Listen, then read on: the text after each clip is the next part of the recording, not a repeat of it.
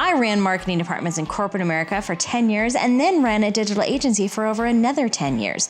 So I know the roadmap to online success, and that formula always includes producing content to share your message, from your marketing message to sales and delivery. Hi, I'm Jennifer Neal, and you're listening to the Content Toolbox. I believe the secret to finding and creating raving fans online is through you. In building relationships through stories that share who you really are, create genuine, crazy, raving fans that keep begging you to take their money. And on this podcast, we'll be talking strategies, tactics, tips, and more with myself and other industry experts. So buckle up and start your engines, because it's go time.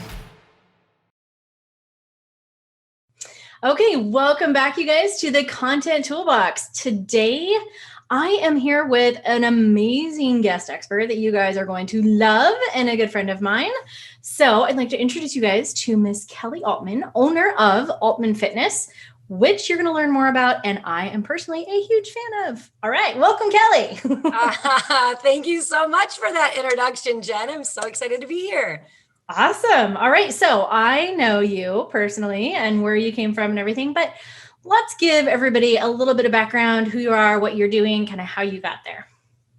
Yes, absolutely. Okay. So I would say I am a self-proclaimed accidental entrepreneur. Right. I really am. I was a kid who grew up moving 13 times before I even went to college. So I had a lot of experience with change, needing to pivot, needing to meet new people, doing all of those things. But I had parents and a family that really kind of always followed a corporate model. It was the messaging given to me was always, go to college, get a job with a company that will take care of you, because my father was very taken care of by his corporate job. And each time he would get a promotion, we would move to a different place. And that came with perks and benefits and usually a better salary and all of those things. And so I really did even go to college thinking that's exactly the path that I would follow. Mm-hmm. And fast forward a couple years, learning things. I actually was a psychology major.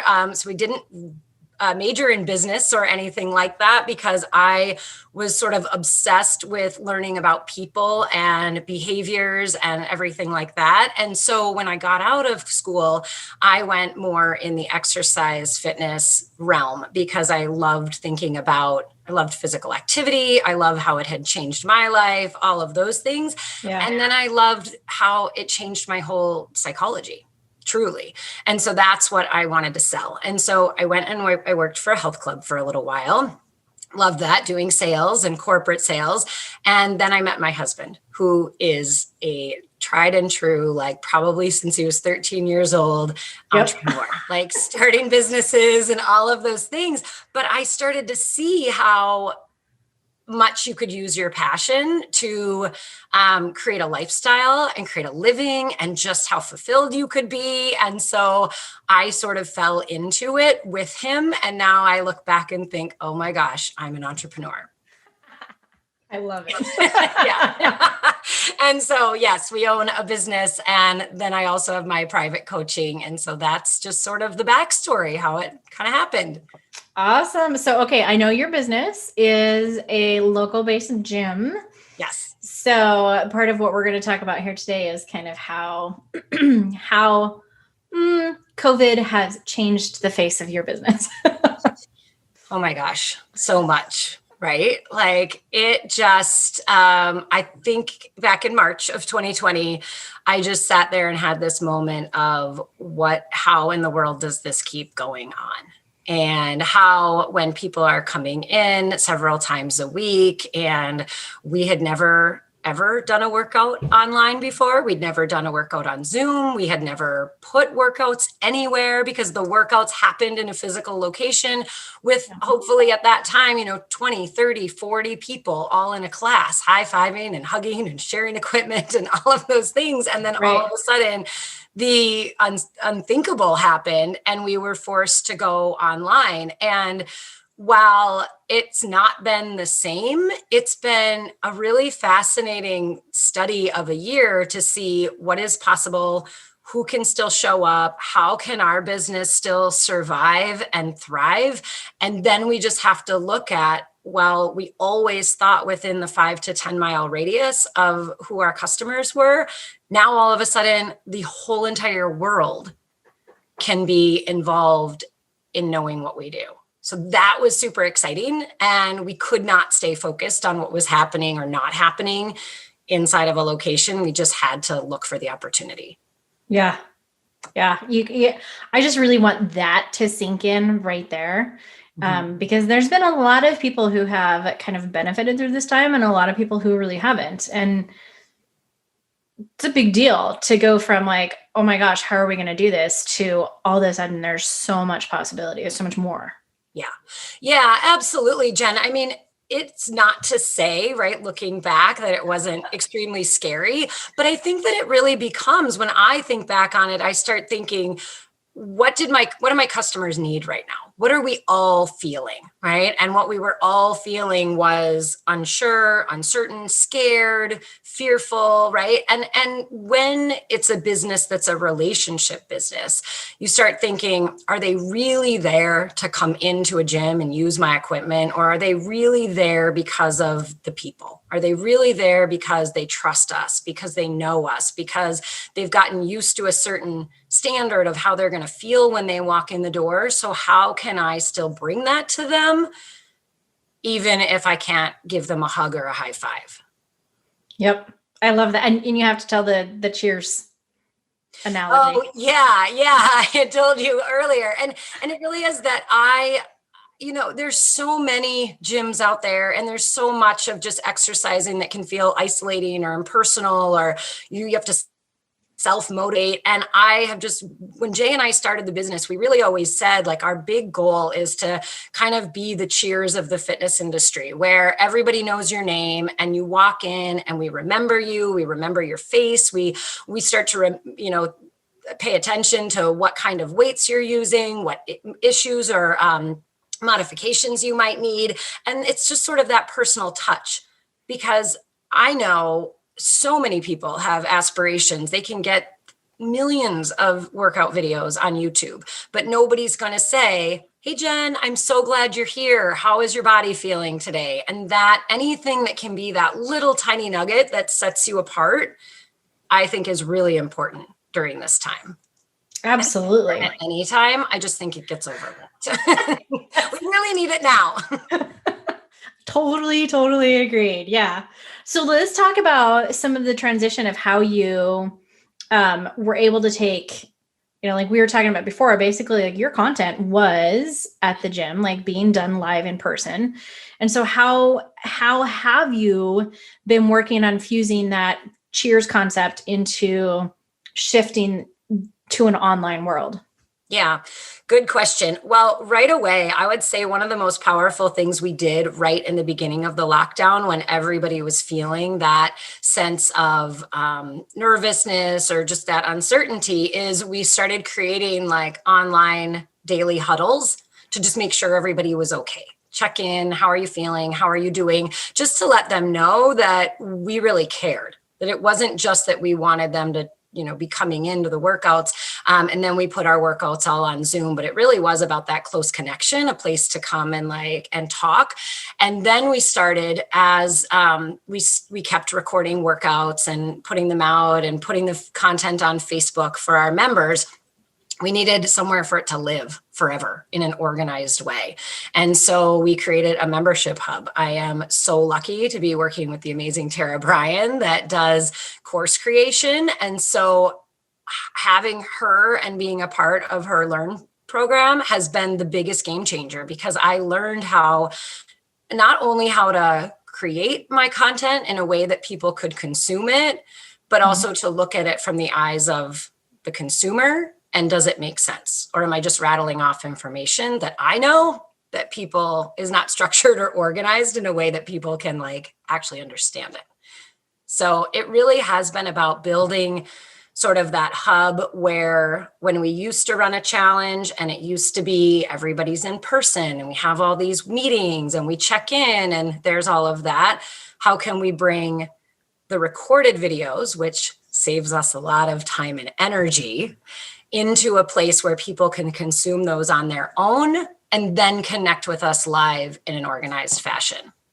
Mm-hmm. So that's been a game changer. That is amazing. And yes, I concur that Tara is amazing and has also been a guest on this podcast here before. And I love, like, I think one of the big things, the fitness industry, one of the biggest industries like ever, right? Yeah. So much competition. So much. Yeah. But you're approaching it in such a different way from the consumer side. And how are we making it personal? And I love that. And it's probably making a big difference. Have you gotten feedback in that way that you're hearing that like, this is why people are sticking?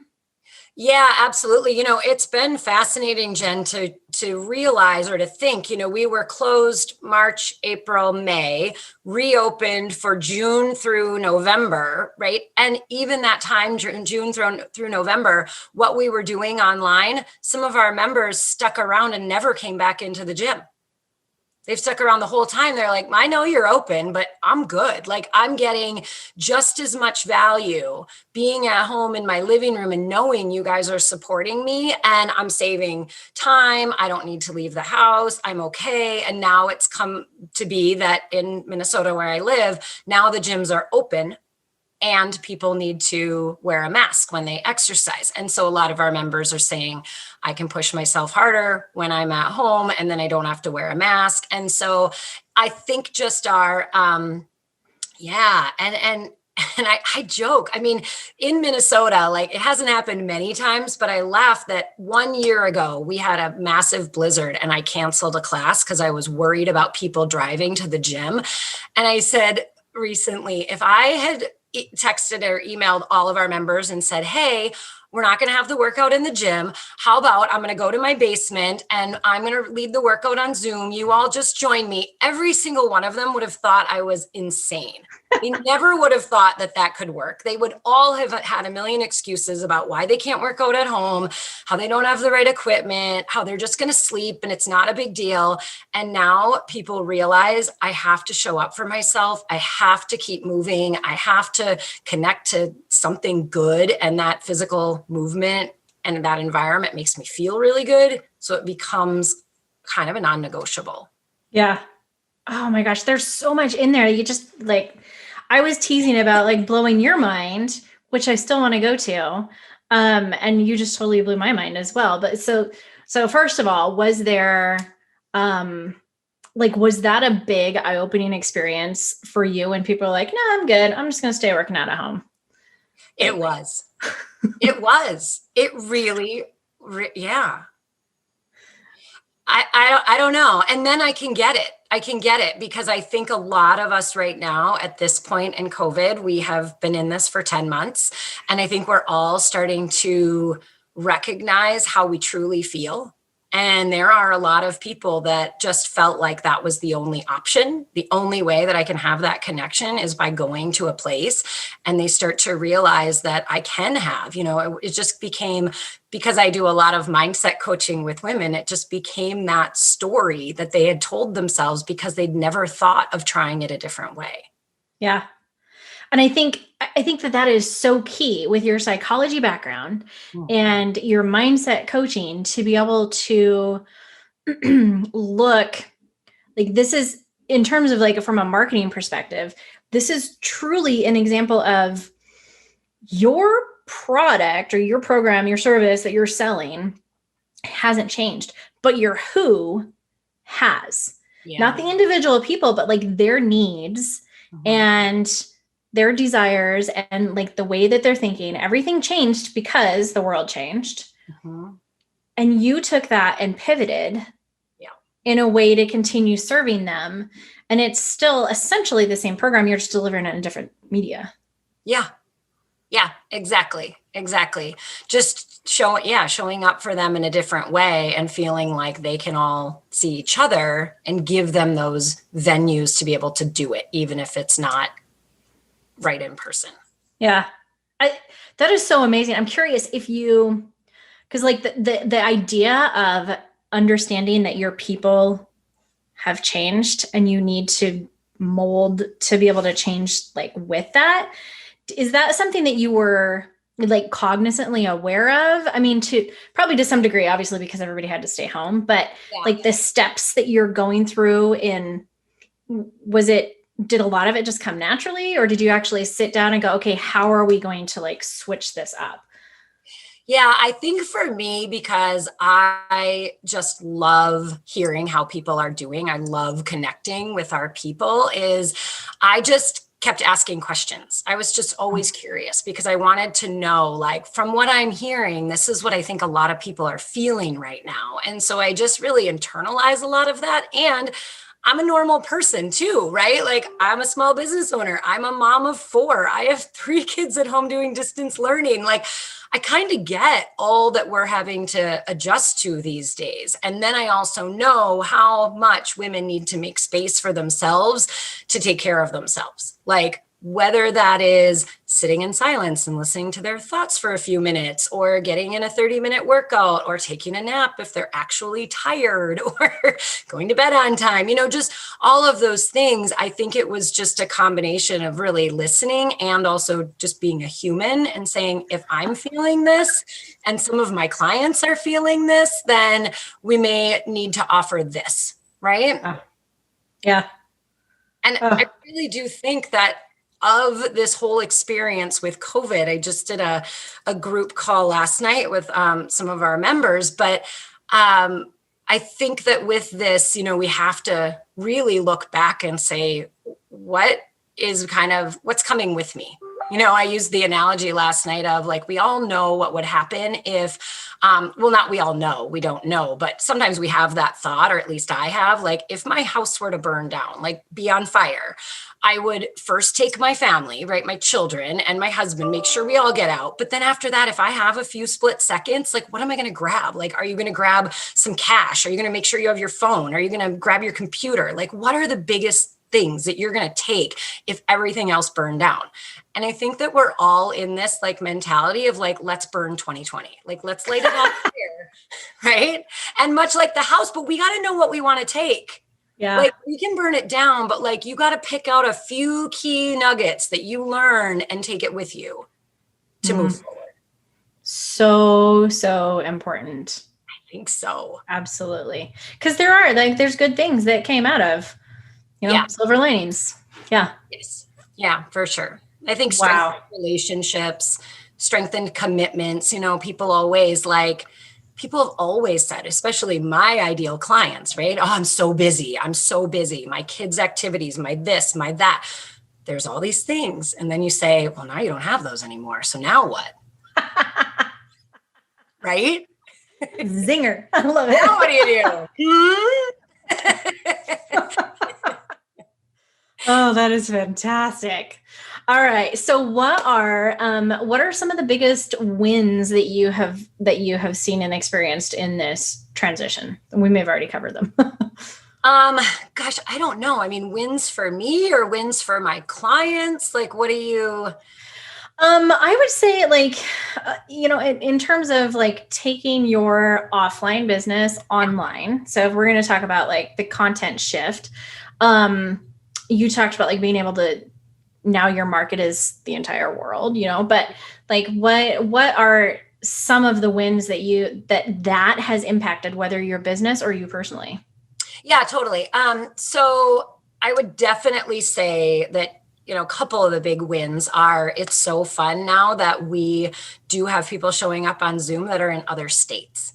Like, that's kind of incredible to me.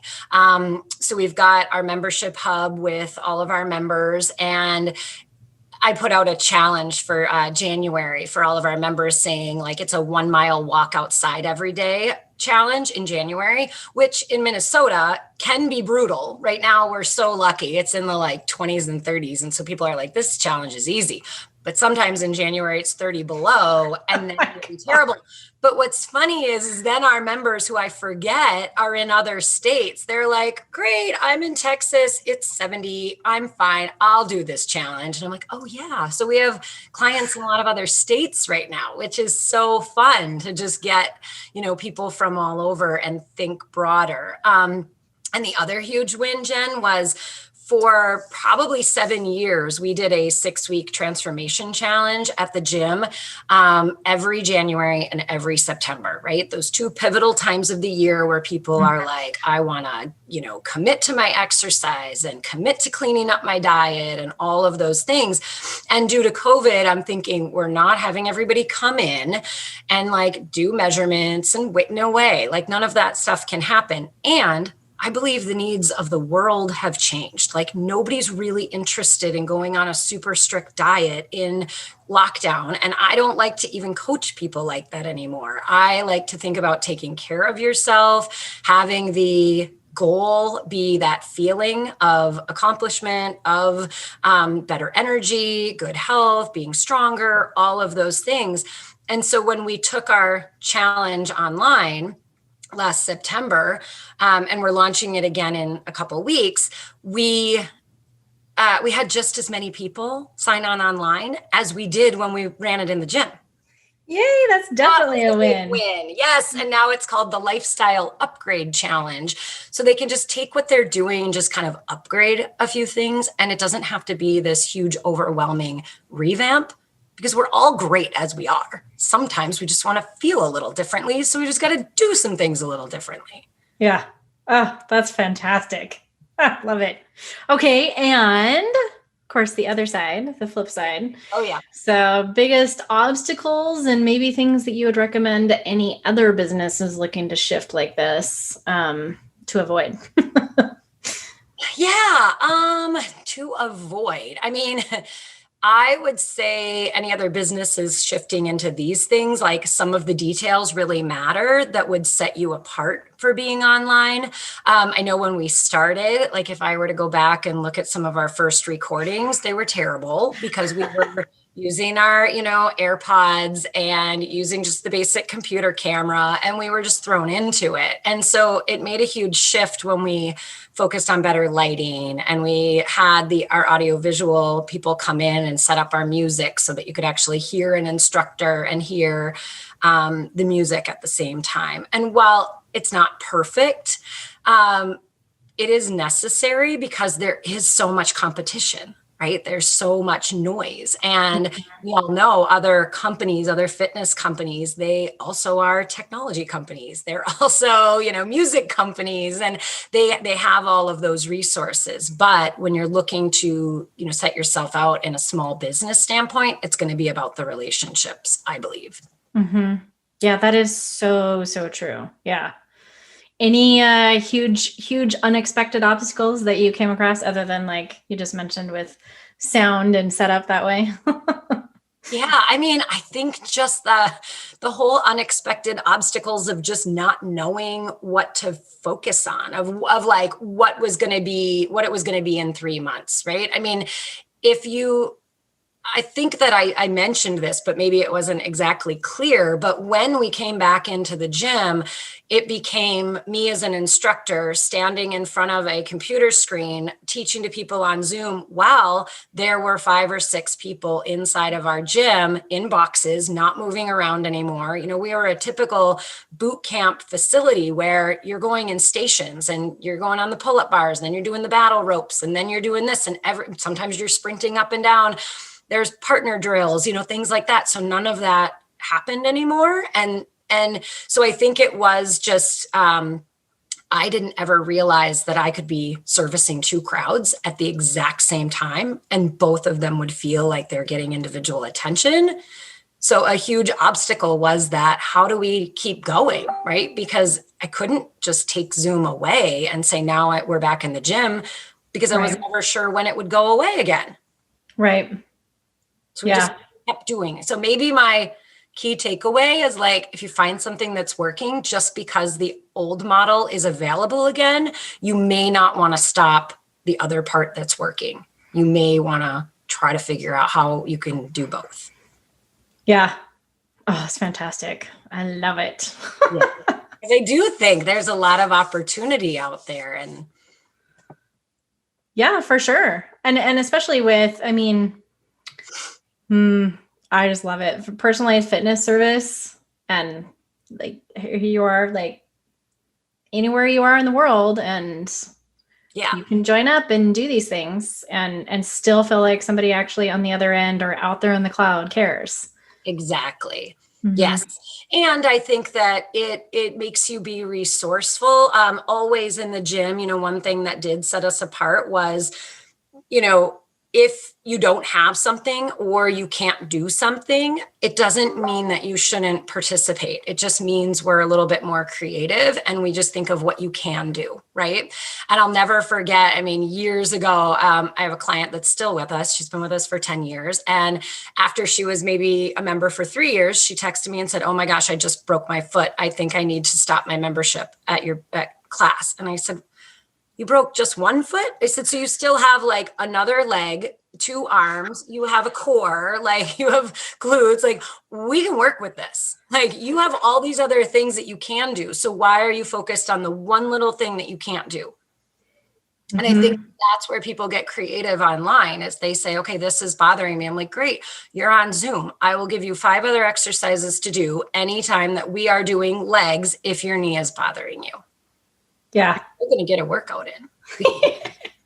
No excuses. Find a way. It's movement, right? Like anything is better than nothing. Yep. So true. Oh my gosh. Okay. Any other recommendations or things that you want to share that I've missed? I know it's pretty wide open, but floor is yours. Yeah, I love it. Well, if this conversation has sparked anybody to be like curious or interested about what we do, we have sort of that trial. Our lifestyle kickstart program is just a 30-day introduction to everything that Altman Fitness has to offer. So introduction into where I can show off our fun little membership hub with recorded workouts and the live schedule and all of those things. We do health and wellness coaching, accountability, all of those things to just kind of be your trusted online experts that are there for you. So that is always available and ready for people to start at any time. And we've really seen an influx in people right now because the holidays are over and it's cold in a lot of the country. And so they're like, okay, I'll try it for a month. We'll see. Yeah. That's fantastic. So if anybody's interested in any of your services, where do we send them to and how can they get involved? Yeah. So our email address is office@altmanfitness.com. We do have a website, Altman Fitness, that does not give access right now to the membership hub. So that is just exclusively for members. But yes, you can check out any more about who we are. When you go to altmanfitness.com, it's more pre-March of 2020 than it is post-March of 2020. So, but it still gives you a really good idea of who we are and how we serve our clients. Yeah. Awesome. And do you want to send anybody to your Facebook group? Yeah. Well, our Facebook group, your page is for members, but yes, our Facebook group, our page is just at Altman Fitness on Facebook. Perfect. You guys, I can give a personal attestament to this. Testament? I can't even speak apparently, but that's okay. Is I am one of the out-of-state participants and I am truly loving this. And when Kelly says that it's somebody on the other end that cares, she really is. And even to the point where, she's like, "Hey, where's your schedule for the week? What are you doing?" Super holding me accountable, which is what I asked for. So I love it. Thank you. I'm happy to do it. It is fun. Awesome. All right. Well, make sure you guys go check that out. And I think one of my big takeaways from this would really be just find a way and keep doing it. But really, like it isn't just COVID and a worldwide pandemic. Like I think that just created a magnifying glass.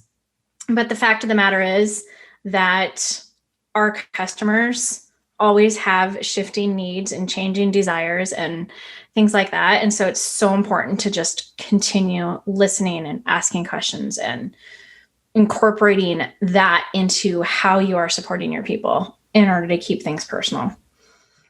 Absolutely. I love it. Thank you so much, Jen. Awesome. Thanks for joining us, Kelly. Appreciate it. Bye.